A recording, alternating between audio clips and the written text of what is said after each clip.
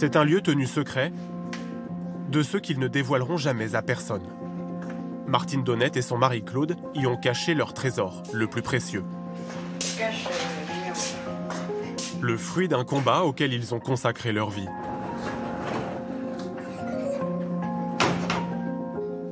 Dans ce box loué au mois, des dizaines de mètres d'étagères remplis de procédures judiciaires contre des grandes surfaces. Auchan, Leclerc, Intermarché, Carrefour. Dans ce dédale, Martine Donnette ne se perd jamais. Tout ce qui est bleu foncé, c'est les Landes, l'Aquitaine. Tout ce qui est bleu clair, c'est le Loiret. Tout ce qui est rose, c'est les Alpes-Maritimes. Et puis ça, c'est tous nos archives, nos procédures personnelles. Voilà. C'est 20 ans d'archives. 20 ans. C'est lourd sur les épaules. Hein. Lourd pour les bras aussi. Voilà, je vais vous montrer un dossier. Vous avez des centaines de pages à lire, à chercher, les plans, vous avez tout. Des dizaines de kilos de documents que Martine a lus, décryptés dans un seul but. Protéger les commerçants indépendants de la concurrence toujours plus forte des grandes surfaces. Et ce n'est pas gagné d'avance. C'est lourd parce qu'on s'aperçoit que nos institutions, elles ne bougent pas dans le bon sens, elles bougent toujours en faveur des gros. Donc voilà, c'est pour ça que c'est très lourd à porter. Moi, j'ai jamais vu une loi pour favoriser le commerce indépendant. Des petits commerçants auxquels Martine s'est promis de donner une voix.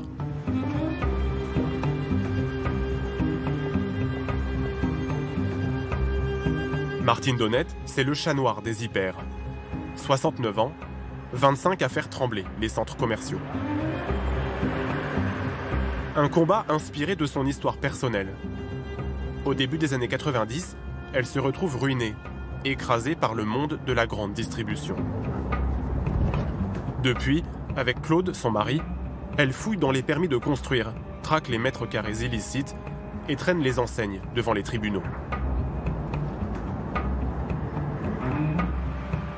Une mission, une obsession. Il faut dire qu'ils ont du boulot, tant la France vit une histoire d'amour avec ses grandes surfaces. Chez nous, on trouve un hypermarché pour 33 000 habitants. C'est plus qu'au Royaume-Uni ou en Allemagne. Et plus les clients vont dans ces temples de la consommation, plus les commerçants indépendants tirent la langue. Pour les défendre, une petite femme contre les géants de la distribution.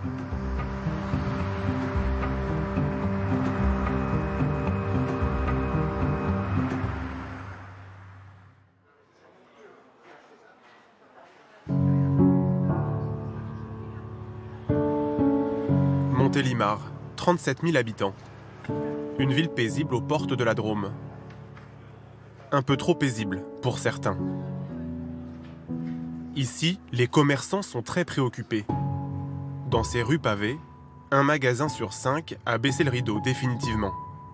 Un taux de friche commerciale parmi les plus élevés en France. Venue pour rencontrer l'association de commerçants, Martine Donnette prend la mesure de la désertification du centre-ville. Alors là, on peut se dire, ça fait combien d'années qu'elle est fermée, la boutique? Celle-là, je sais plus. Il y avait 14 boucheries. Aujourd'hui, il n'y en a plus qu'une, je crois que c'est au Halles. Il doit y en avoir une au Halles. Une désaffectation engendre une autre désaffectation, parce que quand vous avez une personne qui se retrouve entre deux magasins fermés, c'est automatiquement, c'est tout un quartier qui se paupérise comme ça. Rue après rue, les stigmates d'un passé qui n'est plus. Souvenir d'un dynamisme aujourd'hui disparu. Encore, elle est partie, elle a balayé par terre. Hein. On voit que c'est des gens consciencieux. Derrière chaque commerce, on se dit quel drame il s'est passé derrière ce commerce. Pour notre combat, c'est surtout les drames, on ne connaît pas les drames qu'il y a derrière un rideau fermé. Et le pire est encore à venir. Et là, c'est toute la zone d'activité sud. Tout ça, c'est du commercial. Et l'envol, c'est dans le quartier de La Rochelle, là-haut. Voilà. Au nord de la ville, ce sont ces champs que le maire de Montélimar souhaite convertir en centre commercial. Pour les commerçants du centre-ville, une condamnation à mort. Alors pas un instant à perdre. Bonjour madame. Martine veut rassembler ses troupes. Ce soir, le maire a prévu un vote pour s'assurer du soutien des élus contre l'avis des commerçants. Et ce soir, rendez-vous au Palais des Congrès à Montélimar. J'y vais, c'est Voilà. prévu, ne vous inquiétez pas, Rendez-vous au Palais des Congrès à 18h30. il n'y a pas de Merci. souci. Ici, l'argument du maire, selon lequel le nouveau centre commercial va créer des emplois, passe très mal. Une première zone au sud de la commune a déjà fait baisser le chiffre d'affaires des boutiques du centre-ville. C'est pour ça qu'il faut que... Alors ils disent qu'ils créent des emplois, ils en créent. En fait, ils voilà, en un créent petit oui, peu, oui. mais ils en déplacent surtout les emplois. Voilà. Le gâteau ne peut pas se partager indéfiniment. Avant, on travaillait à 4 en permanence ici, voire 5 avec des estrades. Maintenant, on travaille à 2 en permanence. Voilà, c'est significatif. Voilà, alors quand on nous dit que de donner une autorisation de grande surface, ça ne nuit pas au commerce à l'intérieur des centres-villes, il faudrait qu'ils viennent de temps en temps demander l'avis justement des commerçants qui travaillent et qui se lèvent le cul, excusez-moi l'expression, pour pouvoir venir lever le rideau tous les matins. À quelques minutes du vote, Martine s'inquiète. Bon, bah ça va. Mais il n'y a pas beaucoup de commerçants.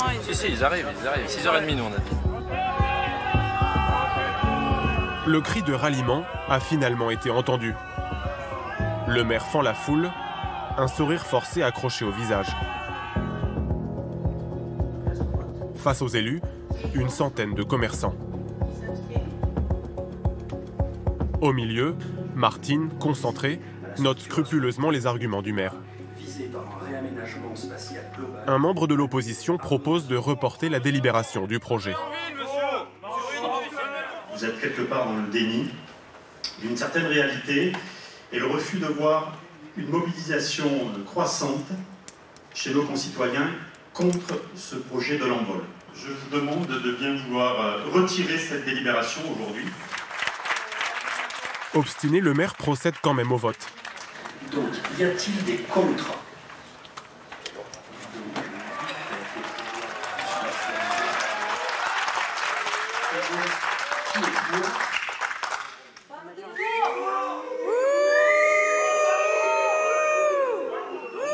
Passage en force malgré la présence des protestataires.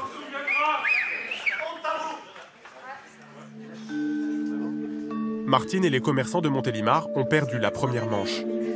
Le reste de la partie risque de se jouer devant les juges. Attendez, mais où c'est qu'il a été pêché? C'est n'importe quoi, ça. Il part avec des chiffres de 2010, on est en 2017. Et donc, absolument, il faut refaire absolument toute l'enquête. Et comme je l'avais déjà demandé aux commerçants, il faut qu'ils contrôlent dans chaque rue le nombre de commerces fermés. Il faut qu'on travaille sur les vrais chiffres parce qu'on va se retrouver devant le tribunal administratif. La prochaine étape, c'est la demande de l'annulation de la délibération. Ça, c'est sûr. Pour vous, là, tout de suite, c'est le début d'un nouveau combat?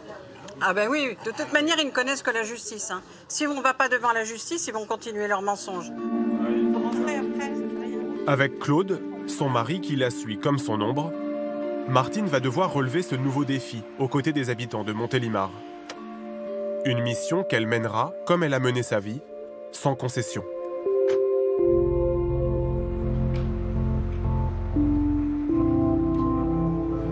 En 1985, Martine Donnette veut laisser derrière elle la grisaille de sa banlieue parisienne et les soucis de la cordonnerie familiale.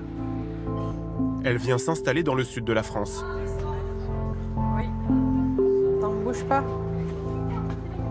Pour sa fille, son ex-mari et elle rêve d'une vie de carte postale, à l'ombre des platanes de cette Provence dont elle est tombée amoureuse en vacances.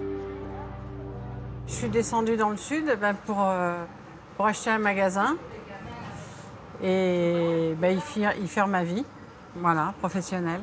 Vous vouliez quel genre de magasin? Dans quel endroit? C'était un magasin fil d'art, hein, puisque j'aimais le tricot. Et dans le Midi, un village provençal. C'est ce genre de village où les magasins sont bien accueillants. Et finalement, vous avez eu quoi en descendant dans le Midi? Eh ben, ils m'ont trouvé une galerie marchande.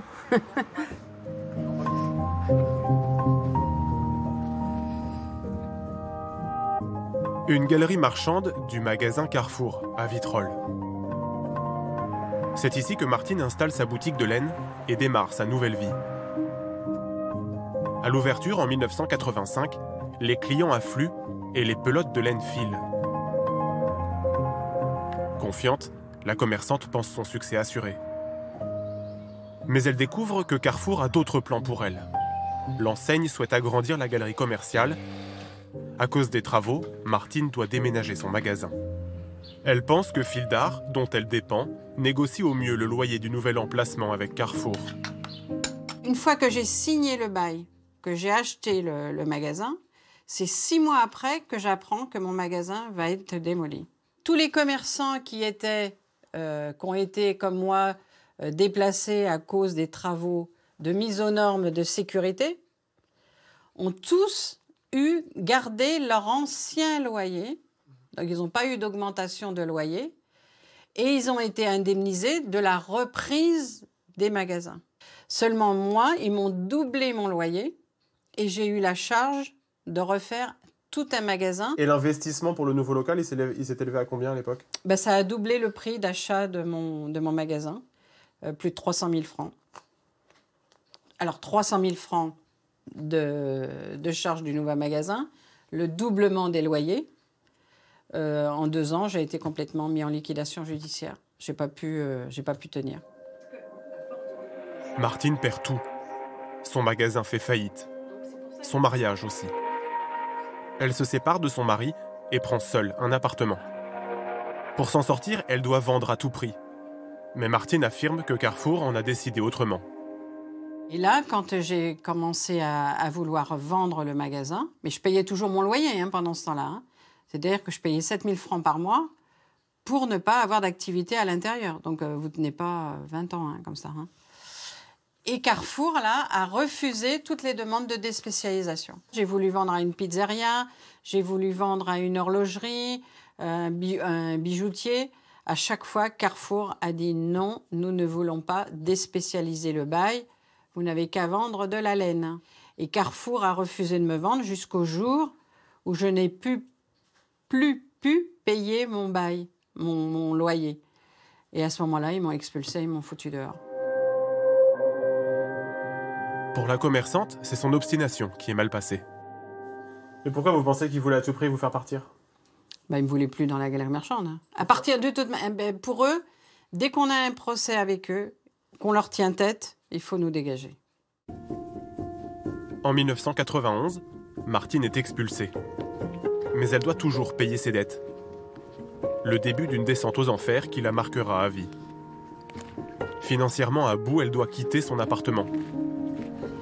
Au milieu de son cauchemar, elle trouve un peu de réconfort auprès de Claude, un commerçant comme elle qui tenait la boutique voisine de la sienne.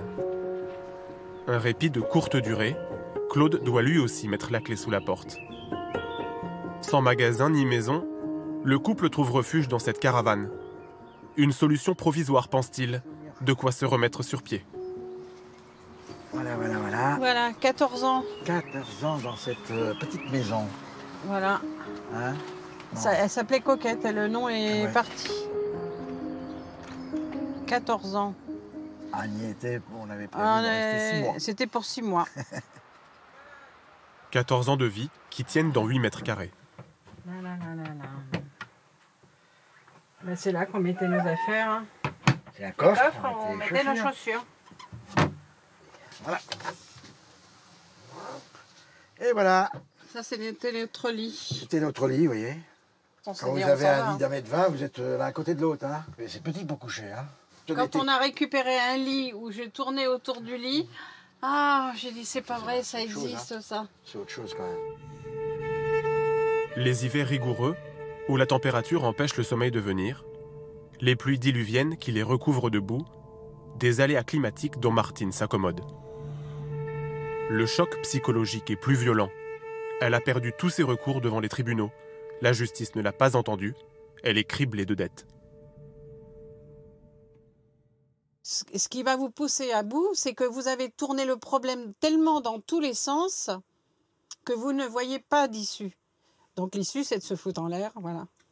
Moi, je voulais me suicider à l'électricité, donc j'avais monté l'échelle et tout. J'étais prêt à dégoupiller le machin, à tirer les fils et me suicider. Et puis à un moment donné, j'ai dit non, je ne peux pas faire ça ni à ma mère, ni à ma fille.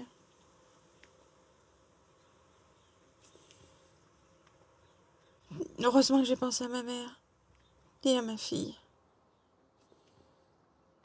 Vous vous dites, mais qu'est-ce que je vais faire? Qu'est-ce que je peux faire encore? Et les gens, quand ils choisissent le suicide, c'est un échappatoire. C'est-à-dire, il n'y a plus rien à faire. C'est le système qui écrase. Voilà. À l'époque, Claude se remet lui aussi d'un traumatisme. Il a été expulsé de son magasin.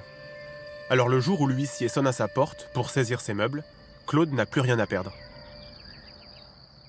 Martine m'avait fait gentiment 5 cocktails Molotov qu'à préparer dans mon four. C'est moi qui lui ai dit, il faut les faire. Hein. Ils vont arriver, il faut leur balancer des bouteilles avec de l'essence et tout, en flamme. Hein. Et puis, quand ils sont arrivés, j'ai dit non, vous ne passerez pas la porte. Et là, vous y pensez que vous allez vous suicider, parce que là, j'étais prêt. J'étais prêt vraiment à le faire. J'avais ouvert le gaz, alors j'étais prêt, et j'avais la boîte d'allumettes dans la main. Et j'ai bien dit, parce que ça sentait le gaz. Et j'ai bien dit au commissaire, vous touchez à la porte, ça explose. Il dit, vous n'allez pas faire ça, vous allez mourir. Mais si vous me prenez ma maison, vous me prenez mes meubles, vous me prenez ma vie. Alors c'est fini, je suis prêt. Mais j'étais prêt à le faire. Hein. Dans ma tête, comme dans ma tête, je partais, je me voyais partir. Il ne faut pas empêcher quelqu'un d'aller au bout de ses convictions. Et ben non, tu veux le faire, tu veux faire sauter la maison, on va faire sauter la maison.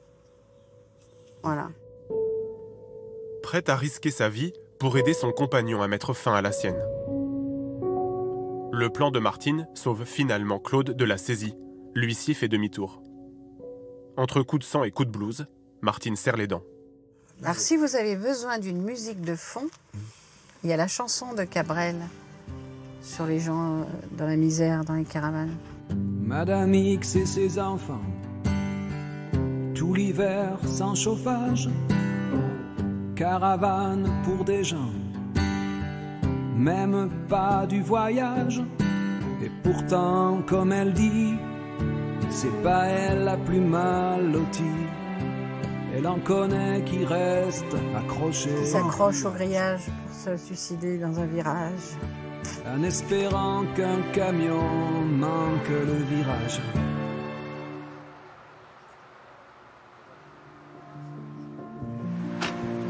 De cette période sombre, Martine a gardé une amie, Josie. Coucou, comment tu vas? Et toi, ça va? Ça va. Allez, hop. Elle est coiffeuse dans la galerie marchande de Carrefour Vitrolles. Complicité immédiate, Martine se laisse emporter par cette fille du Sud au grand cœur qui ose tout. On avait à peu près le même caractère, elle aimait rire et tout ça, donc voilà, je lui ai conseillé pas mal de choses. Hein.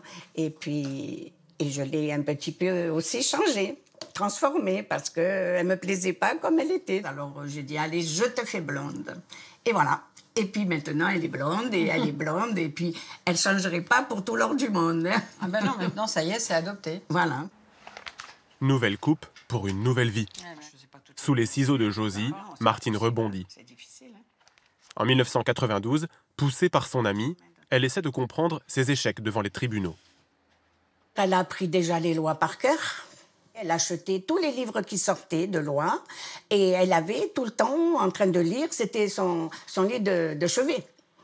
Elle étudiait tout ce qui pouvait nous concerner à nous, commerçants, hein, petits commerçants, pour pouvoir trouver ce qui se cachait derrière ces gens qui essayaient de nous enfoncer la tête dans l'eau. Alors qu'elle vit de petits boulots, pendant 2 ans, nuit et jour, Martine jongle entre les codes, les articles de loi, rassemble une à une toutes les pièces de son dossier. En 1996, elle finit par mettre la main sur les plans du centre commercial de Carrefour Vitrolles. Elle découvre alors que le bâtiment où on lui a demandé d'installer sa nouvelle boutique n'avait pas obtenu de permis de construire à l'époque.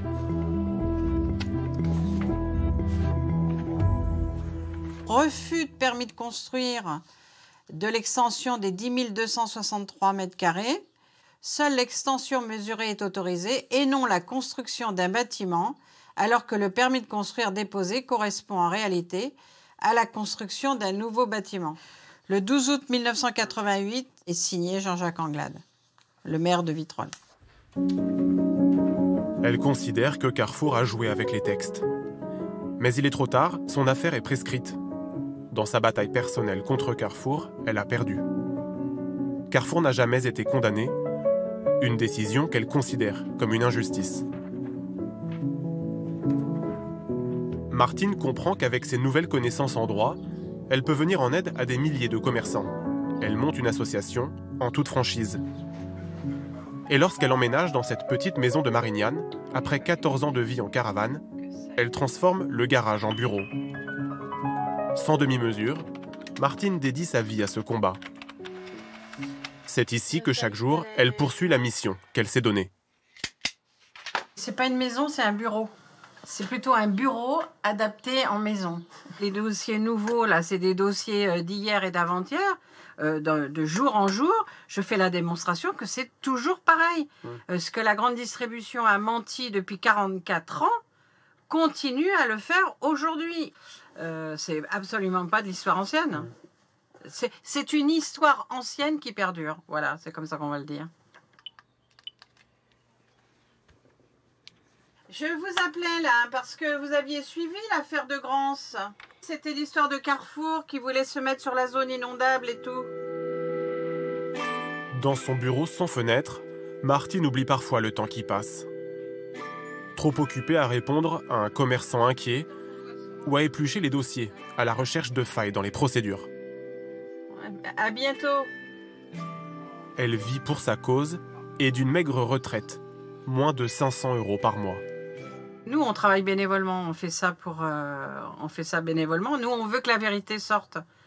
Donc, on compte pas nos heures. 7 jours sur 7, on a vu pas avoir de samedi, pas de dimanche. Hein. Vous n'êtes pas fatigué ? On va peut-être mourir comme ça, mais on n'a qu'une vie, hein, donc il faut la vivre pleinement. Une vie faite de luttes partagées. Je te la renvoie à toi ? Oui, monsieur. Oui, allô ? Entre le bureau et la maison, pas de frontières. Je vous envoie les informations, vous me rappelez et on convient du rendez-vous. D'accord ? Hein ? Il y a 3 téléphones à la maison, mais on assume. Et on répond toujours à nos téléphones. Tout le temps, il y a une réponse. Même quand on nous téléphone à minuit le soir. Ça nous arrive. Moi, je suis obligée d'aller au bout dans les dossiers. Donc lui, il est obligé de s'adapter. Parce que moi, je ferai passer mes dossiers quand même avant la vie familiale. Pourtant, Martine et Claude ont eu des enfants de leur précédent mariage. Une fille pour elle, 3 enfants pour lui, toujours tenus très éloignés de leur combat. Les annonces légales, viens voir. À force, Martine et Claude sont devenus légèrement obsessionnels. Tous les matins, ils feuillettent le journal à la recherche des nouvelles de leur monde. Alors là, je regarde la publication des autorisations de grande surface. Donc là, il y a une autorisation, l'extension du magasin Intermarché de Marseille. Donc il a demandé une extension de 400 mètres carrés. Nous, on s'est abonnés uniquement pour ça. Uniquement pour ça. Et puis, j'ai le droit dans la continuité, j'ai le droit à l'horoscope. Alors, par exemple, laissez agir la critique, vos détracteurs vont finalement vous servir. Ça, alors clair. Là, voilà, c'est eux qui vont nous servir. En ce moment, ce n'est pas vraiment l'alignement des planètes pour Carrefour. À Châteauneuf-les-Martigues, dans les Bouches-du-Rhône, un hypermarché de près de 8000 m². Selon Martine, la moitié de la surface est illicite. Ils ont réalisé 6470 m² d'hypermarché alors qu'ils n'avaient qu'une autorisation de 4500 m². Et ils ont réalisé une galerie marchande de 1800 m² sans aucune autorisation. On demande le contrôle au préfet depuis 2006. Le préfet n'a jamais fait les contrôles. Et là, on est en train de demander au tribunal administratif d'enjoindre le préfet de faire les contrôles. Et pourquoi le préfet ne vient pas selon vous? Ben, le préfet ne vient pas parce qu'ils sont toujours avec leur chantage, le critère à l'emploi, chantage, ça leur rapporte des taxes, voilà. Ils sont toujours avec un chantage, mais on ne prend pas en compte l'abus de position dominante, parce qu'avec le nombre de mètres carrés illégaux, automatiquement à l'intérieur des centres-villes, il n'y a plus aucun commerçant qui peut prospérer, il n'y a plus de débouchés pour le commerce de proximité. Au moment de notre tournage, sans réponse de l'État, Martine désespère.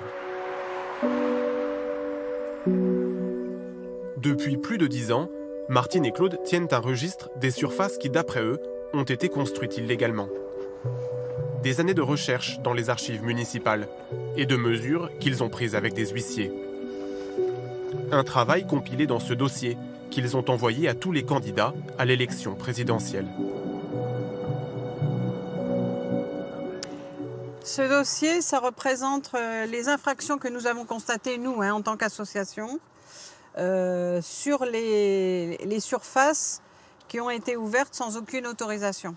Il y en a, ils sont ouverts depuis 1984, donc ça fait 30 ans qu'ils exploitent sans aucune autorisation.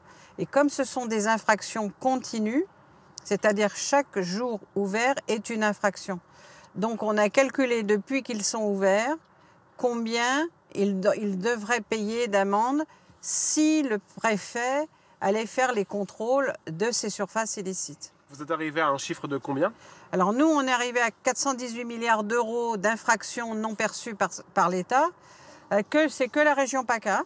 Donc les 418 milliards, c'est que la région PACA. Voilà. C'est énorme. Enfin, c'est comment ils vont payer? Ouais, je ne demande pas. Alors à ce moment-là, il faut que les députés retirent la loi. C'est là où on a une loi, où on n'a pas de loi.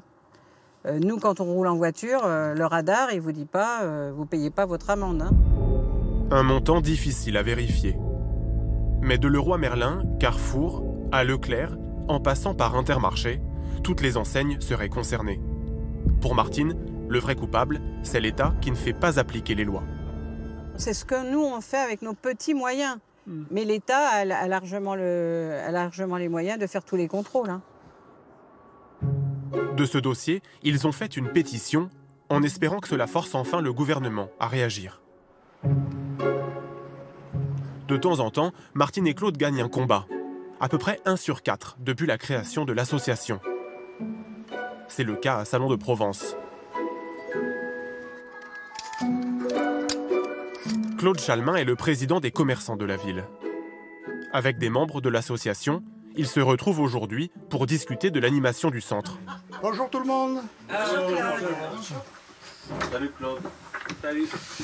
Donc à venir, les prochains événements ce samedi, la vente au déballage, pour attirer davantage de monde en parallèle sur la place Morgan, le printemps de l'automoto. Encore une réussite. 2 fois, les commerçants ont fait appel à Martine et Claude. 2 victoires, 2 projets de centres commerciaux annulés. Je suis toujours prêt à travailler les yeux fermés avec eux parce que j'ai confiance en eux. Je sais depuis de nombreuses années ce qu'ils font sur le terrain et je sais que c'est toujours dans le bon sens. C'est eux qui creusent, c'est eux qui trouvent tout et qui soulèvent tous les lièvres qu'il peut y avoir dans tous les différents permis demandés. C'est grâce à eux qu'aujourd'hui on arrive un peu à combattre ça, mais ils sont un peu seuls. L'année dernière, les commerçants de Salon de Provence ont encore une fois fait appel à Martine et Claude. Inquiets, ils ont repéré à Istres un terrain sur lequel des promoteurs souhaitent construire un immense centre commercial de 30 000 m². Le permis a été refusé une première fois car il ne remplit pas les critères d'impact environnemental. Pour présenter à nouveau leur projet, les promoteurs ont découpé les 30 000 m² en plusieurs lots. Une combine que Martine connaît bien. À partir de 10 000 m², le maire et le préfet doivent enclencher une étude d'impact par rapport à l'environnement, la loi sur l'eau. Le fait de découper en 5 lots, on se retrouve avec des lots de 6 000 m², et ce qui fait qu'ils ne vont plus passer à l'étude d'impact de la loi sur l'environnement. C'est une manière d'échapper à toutes les enquêtes publiques, les avis défavorables des commissaires enquêteurs, avec la collaboration du maire d'Istres qui a accepté ce dossier découpé. Le nouveau projet est passé devant la commission départementale qui autorise les constructions de centres commerciaux et il a été accepté. Martine et Claude ont porté un recours à Paris. Tes affaires de... Là, moi j'ai les miennes mais il n'y a pas les tiennes. J'ai qu'un pantalon à prendre. Où il est? Il était avec toi, hein? Ah mais non. Il est où attends, pose la bonne question. Alors, il faut remonter là-haut le chercher. Je l'ai mis sur le bord. Ah mais chérie, mais je ne t'avais pas pris. Je suis désolé. Tu n'as pas pris ton pantalon. Que veux-tu que j'en fasse? Tu me vois avec ton pantalon? On va revenir. J'irai son pantalon à la sienne, ça changera. Allez, prends tes affaires. Ils sont décidés à se battre contre le maire d'Istres et le promoteur du projet. Ils sont attendus à Paris pour une audience décisive. Martine et Claude ne savent pas voyager léger. Dans le coffre, toujours ces classeurs qui ne les quittent jamais. 2 minutes, je range. Une vie dans les dossiers, une autre sur la route. Le couple parcourt plus de 5000 km par mois. Des moments de complicité qu'ils chérissent. On est à 7 heures là-bas. On est vraiment côte à côte, on est vraiment ensemble. C'est vraiment les moments où qu'on partage à deux. On se retrouve pour discuter, voir de sujets qui sont totalement différents de ce que l'on traite toute la journée. Ça nous arrive de prendre des chemins pour aller voir des adhérents, on n'est pas sur l'autoroute. Et on visite des châteaux, on visite de la campagne, on en profite. Comme on prend pour ainsi dire pas de vacances, donc voilà. On peut dire que nous, on a visité la France. Cette fois-ci, le voyage est plus tendu.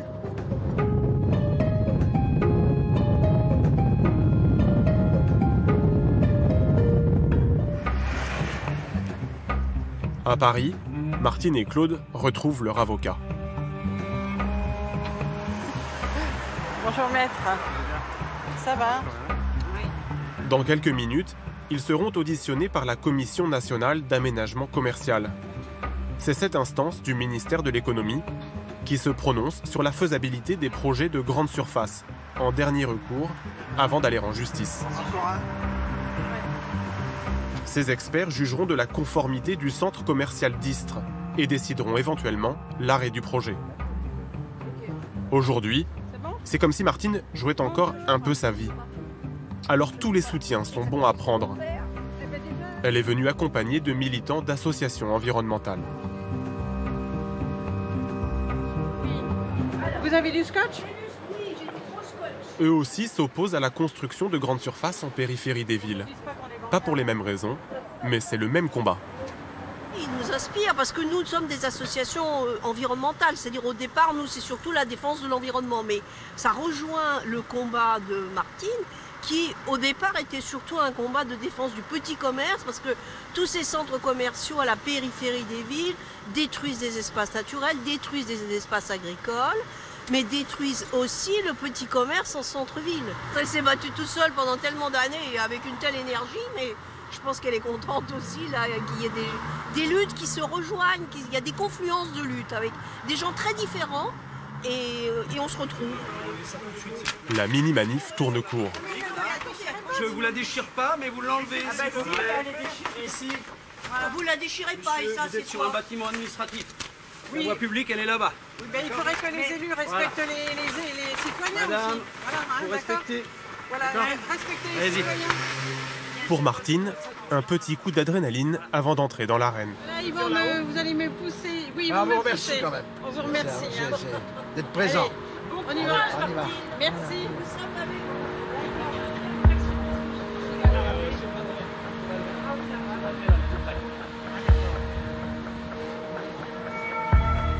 Le maire d'Istres, François Bernardini, doit lui aussi être entendu par les experts de la Commission nationale.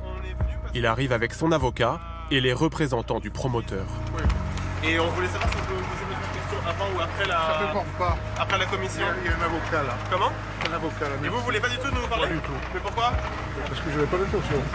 Mais pour avoir un peu votre opinion sur le projet... Mais vous l'aurez en temps utile. En temps utile? Et vous voulez pas nous donner rendez-vous à Istres? Le maire d'Istres a refusé nos demandes d'interview. Tout comme Carrefour et le préfet des Bouches-du-Rhône d'ailleurs. Le combat de Martine Donnette se joue aussi derrière des portes closes. Pendant une demi-heure, chaque partie s'exprime.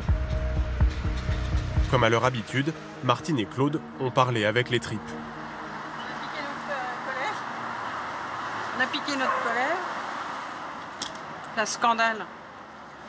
Mais le premier responsable, c'est quand même le maire qui a accepté ce dossier merdique sur son bureau. Voilà. Vous êtes confiante là?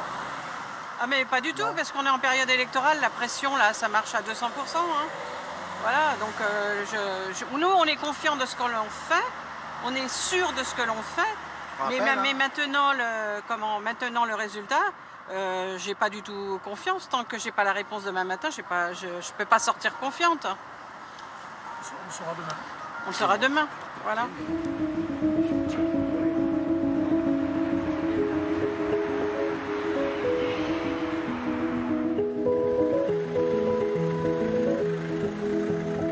Après une courte nuit et une longue route, Martine et Claude sont tendus. Ils attendent la décision de la commission.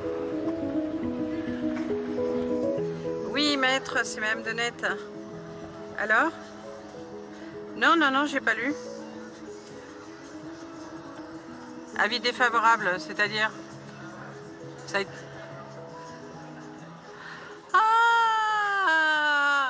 Ah, merci, maître, merci. Ouh là là, on a gagné. Wow. On a gagné, il faut le dire. Oh là là, c'est super. D'accord, ok. Après 2 ans de bataille, Martine et Claude viennent enfin de gagner contre le maire d'Istres. Merci, au revoir. Au revoir.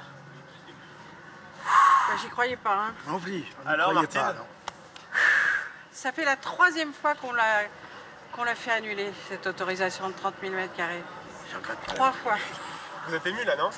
Ah bah oui, parce que là, je pensais qu'elle allait passer. Hein. Il a dit, j'ai envie de pleurer. Ah bah oui, Martine, c'est bien.